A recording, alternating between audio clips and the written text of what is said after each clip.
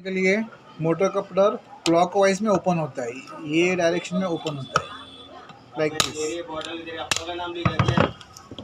इसको ऐसा ये घुमाओगे क्लॉकवाइज में तो ये मोटर कपलर निकल जाता है। मोटर कपलर रिप्लेस करने के लिए ये एंटी क्लॉक में फिक्स होता है, फिटिंग इसकी एंटी क्लॉक है। ये आपने रखा एंटी क्लॉक में, इसको घुमाया हाथ से मैन्युअली, ये टाइट हो जाता है और इसको फिर यहाँ से ठोक देना है।